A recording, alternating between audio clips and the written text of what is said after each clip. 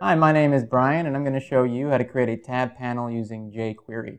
Tab panels are useful if you want to show different sets of information by clicking on a tab and toggling through those different tabs so that not everything is shown at once. I have an example of this on Firefox right here, where I have 3 distinct tabs, and when you click on each one, you can see the different content in this content area.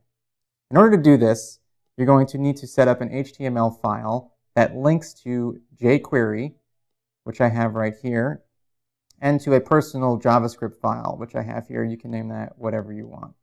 You have to make sure that you're linked to the jQuery library, or else jQuery will not work. I have my 3 tabs set up in HTML, tab 1, tab 2, and tab 3. The IDs are very important. You have to make sure that you have a distinct ID for each tab so that when you're typing into jQuery, you can distinguish between the 3. And then I also have my 3 content boxes. All 3 content boxes will be displayed in the HTML file with different IDs. In order for them not to show up all at the same time, you have to create an external CSS file, which I have linked in my header up here. My external CSS file has the containers hidden. So I have content 1, content 2, and content 3. Those are the divs of the containers I created here. And I have display none, so they're not shown.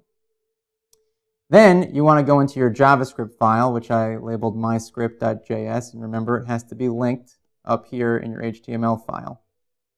In myscript.js, I have a switch case jQuery script. And what basically that does is you switch between the different IDs that were clicked on with different cases so that they can do distinct things for whatever it was clicked on. So right now we have this tab class that was clicked on.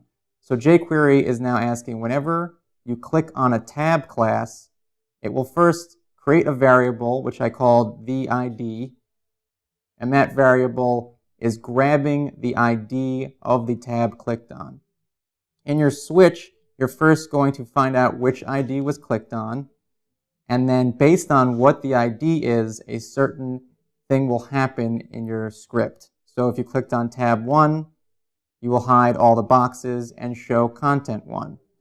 If you clicked on tab 2, you'll hide all the boxes and show content 2, and so on and so forth. So that's how you do it. That's how you create a tab panel using jQuery.